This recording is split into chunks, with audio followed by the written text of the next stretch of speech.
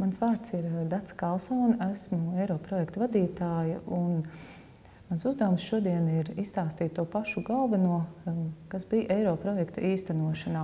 Sākšu ar Eiroprojekta organizatorisko struktūru, pēc kuras arī notika visu galveno Eiroprojekta lēmumu pieņemšana un arī īstenojamo pasākumu uzraudzība.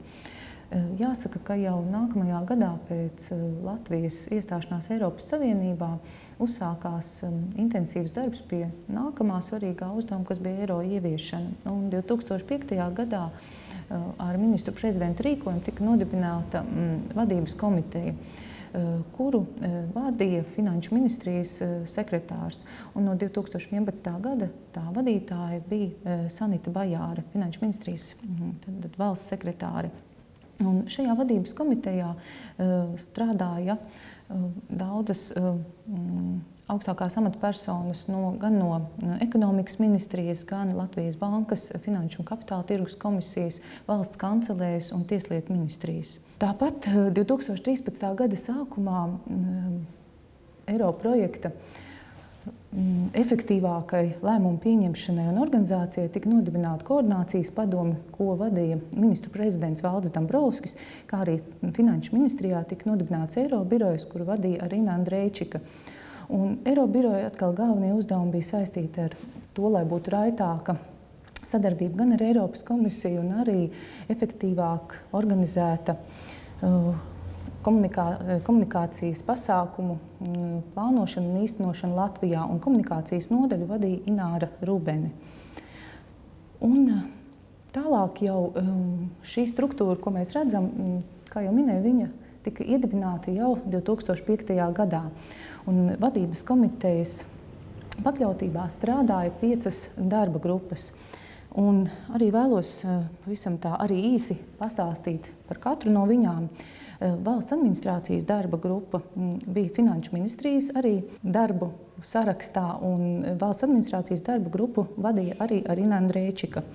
Un galvenie uzdevumi bija saistīti ar normatīvu aktu pielāgošanu. Mēs zinām, ka 1 gadu pirms eiro ieviešanas bija jāpielāgo un jāsakārto pāri par 100 likumi un tāpat teju 600 ministru kabineta noteikumi, kā arī šīs darba grupas svarīgs uzdevums bija informācijas sistēma pielāgošana, un kopā valstī tika pielāgota 106 sistēmas.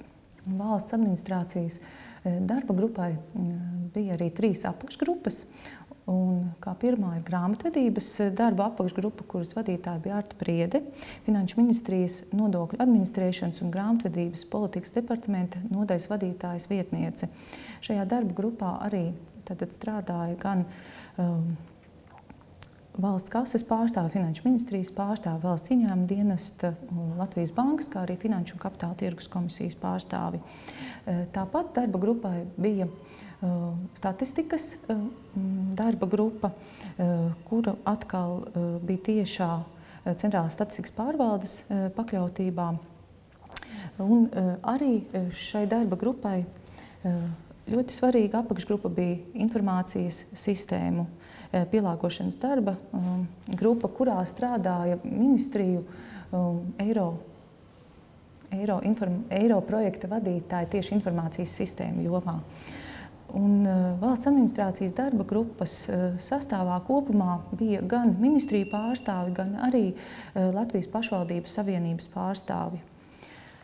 Otra darba grupa ir naudas un maksājuma sistēma darba grupa, kuras galvenie darbi bija saistīti ar skaidrās un bezskaidrās naudas nomaiņu. Un šo darba grupu vadīja Latvijas Bankas viceprezidents Andris Ruselis. Tāpat arī šai darba grupai bija arī 3 apakšgrupas.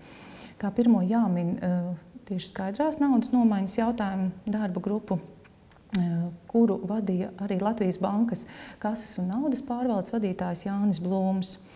Un arī drošības darba apakšgrupa, kuru vadīja iekšlietu ministrijas valsts sekretāre Ilze Godmane Petersone. Un trešā darba grupa bija saistīta ar bezskaidrās naudas eiro maksājumiem. SEPA darba grupa, kuras jautājumu logs bija tieši vienotās eiro maksājuma telpas maksājumu ieviešana Latvijā. Trešā darba grupa bija finanšu sistēmas, kuras galvenais uzdevums bija tieši uzraudzīt finanšu un kapitāla tirgus raitu migrāciju uz eiro. Un šo darba grupu vadīja Finanšu un kapitāla tirgus komisijas vadītājs Kristaps Zakulis. Un tāpat arī ceturtā darba grupa ir nefinanšu uzņēmumu un patērētāju darba grupa, kuras kompetencē bija tieši patērētāju aizsardzības, kā arī tirzniecības sektora jautājumi. Un tādas svarīgas aktivitātes kā cenu kontroles, cenu monitorings, tāpat arī godīgs eiro ieviesējs. Un šo darba grupu vada Ekonomikas ministrijas valsts sekretāra vietniece Zaiga Liepiņa. Un piektā darba grupa ir sabiedrības informēšanas un komunikācijas darba grupa, kuras galvenais uzdevums bija sabiedrības informēšana un izglītošana. Un šo darba grupu koleģiāli vada gan valsts kancelējas eiro komunikācijas vadītāja Margarita Ulmana, gan viņas vietniece Finanšu ministrijas eiro komunikācijas nodaļas vadītāja Ināra Rubene. Un vēl tāpat papildus šīm darba grupām vēlos teikt, ka nenoliedzami eiro projektā strādāja ļoti daudz nevalstiskās organizācijas un ekspertu grupas, kurās tātad gan darba grupu sastāvā, gan arī atsevišķu ad hoc jautājumu risināšanā. Jāsaka paldies, protams, ir Latvijas Komercbanku asociācija, banku sektoram, tāpat arī pašvaldībām, Latvijas pašvaldības savienībai, Lielo pilsētu asociācijai, kā arī grāmatvedības un nodokļu nevalstiskajām organizācijām. Tāpat, protams, lielu atbalstu sniedz arī semināru organizēšanā lauku bibliotēku atbalsta fonds, informācijas centri un, protams, jāmin šī labā sadarbība ar mēdījiem un komunikatoriem, kas palīdzēja visus šos darba grupu lēmumus un uzdevumus raiti komunicēt. Un tāpat jūs noteikti jau arī dzirdēsiet šīs prezentācijas gan par informācijas sistēmu pielāgošanu, gan arī par risku novērtējumu. Bet atgriežoties pie formālās projekta organizācijas, jāmin tādi svarīgi regulārie darbi, kā informatīvā ziņojuma sniegšana ministru kabinetam.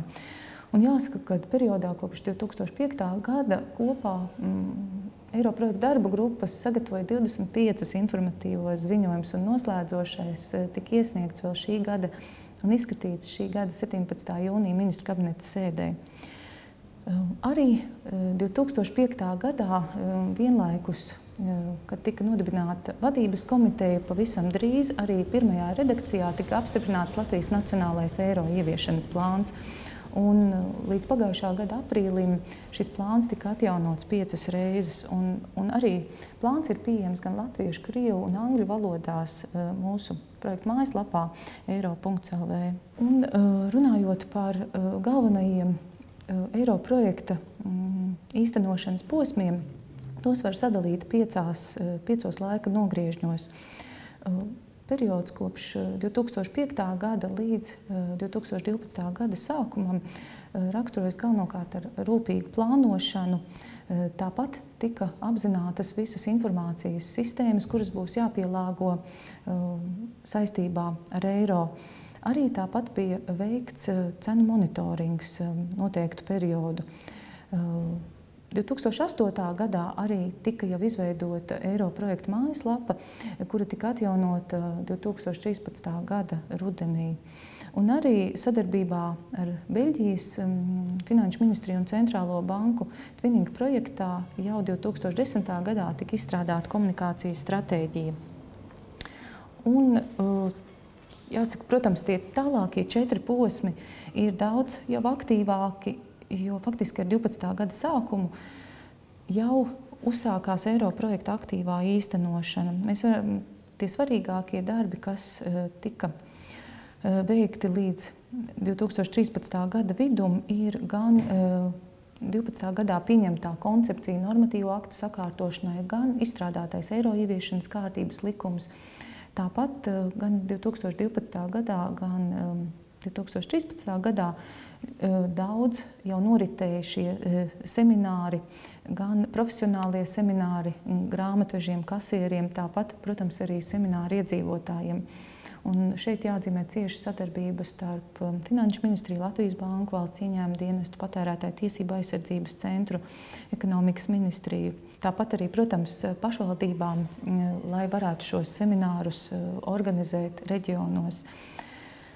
Svarīgi bija, ka šajā jau intensīvajā periodā bija apstiprināts izmaksu plāns visiem pasākumiem, kā arī precīzs informācijas sistēmu pielāgošanas plāns.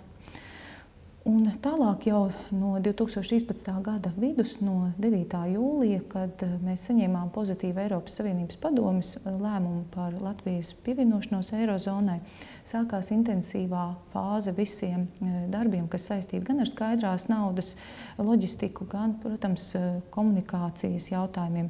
Un tāpat arī darbs, kas bija saistīts gan ar informācijas sistēmu, gan kases sistēmu infrastruktūrām. Tālāk noslēdzošie jau posmi ir saistīti ar vēl intensīvāku laika periodu, jo sākot ar 9. decembri līdz 14. janvārim, šī gada 14. janvārim, noritēja intensīvās uzraudzības periods, kad burtiski katra no aktivitātēm, kas bija paredzēta eiro plānā, tika uzraudzīta precīzi atbilstoši noteiktajam ieplānotajam laikam. Jāsaka, šis tieši 9. 10. decembris bija saistīts ar to, ka jau sākās sākuma komplektu tirdzniecība iedzīvotājiem, tāpat arī priekšpiegādes posms uzņēmumiem. Un, protams, šajā periodā ir arī gadumijas pārējais periods, kad bija svarīgi, kad gan banku sistēmas, gan kases aparāti, gan arī tirdzniecības vietās karšu aparāti, kases sistēmas, informācijas sistēmas ir tātad ar raitu, nodrošina šo raitu migrāciju no nacionālās valūtas uz eiro. Un pēdējais posms ir projekta noslēgums, kas jau ir periods pēc intensīvo pirmo 2 nedēļu laika, kad vienlaicīgi apgrozi bija lats un eiro, jau bija tādi noslēdzošie eiro plānā paredzētie darbi, kā skaidrās naudas nomaiņa vēl 3 mēnešus Latvijas pastā, 6 mēnešus Komercbankās, bez komisijas maksas un pēc noteiktā kursa. Un tāpat vēl šajā pusgadā noritēja darbi, kas saistīti bija tāpat ar cenu kontroli, un arī darbu turpināja informatīvais tālrunis. Arī jāatzīmē vēl daži no tiem darbiem, kas eiro projektā turpinās vēl līdz gada beigām, kā arī ilgāk. Līdz 2014. gada 31. decembrim Ekonomikas ministrijas uzraudzībā turpināsies vēl cenu monitorings. Un tāpat līdz 2016. gada vidum uzņēmumiem ir jāveic savu pamatkapitāla pārrēķins no latiem uz eiro, kā arī līdz 2016. gada vidum ministrijas pabeigs to normatīvo aktu sakārtošanu uz eiro, kuri nav būtiski pārējai. Un, protams, iedzīvotājiem svarīgi arī vienmēr atcerēties, ka latus uz eiro Latvijas banka mainīs bez termiņa ierobežojuma. Un vēlreiz arī izceļot šo eiro projekta īstenošanas sekmīgu, veiksmīgu posmu, kas ir tieši gadumija, jo tiešām visas puses šajā periodā, kas bija ar visiem uzdevumiem un darbiem ļoti intensīvs, bet visas puses rīkojās ļoti gan atbilstoši plānotajam, gan arī ļoti racionāli pieejot pie šiem darbiem. Ir jāsaka, gan tie bija visi sistēmu nodrošinātāji un informācijas sistēmu uzraugi, kur sistēmas tiešām nomigrēja sekmīgi no gan tehniski, gan arī no programmu viedokļa. Tāpat, protams, banku sektors parādot izcilību gan internetbanku, gan karšu maksājumu, bankomātu pārējā.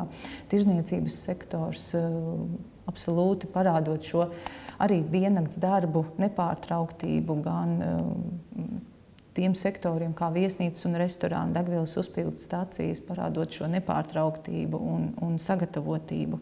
Un, protams, iedzīvotāju rīcība, kas parādīja, ka gan gadumijas naktī, gan arī šīs pirmās 2 nedēļas, kad bija šis intensīvais periods, vienlaicīgās apgrozības periods, kur iedzīvotāji rīkojās tieši tāpat kā ikdienā iepriekš 2012. 2013. gadā, teiksim, skaidrās naudas izmaksas no bankomātiem bija tieši tādā pašā apjomā kā ierastā periodā iepriekš. Un, protams, šī priekšrocības izmantošana, bezskaidrās naudas priekšrocība izmantošana no iedzīvotāju puses arī ir tikai un vienīgi apsveicama. Un, protams, tam visam arī ļoti svarīgi bija, ka bija šī raitā komunikācija starp visām projektā iesaistītajām pusēm.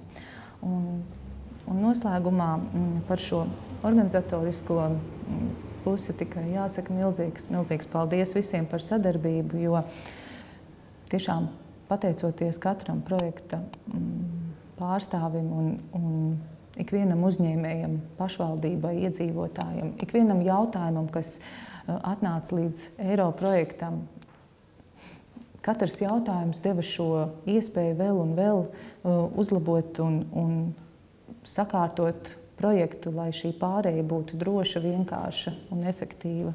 Paldies visiem!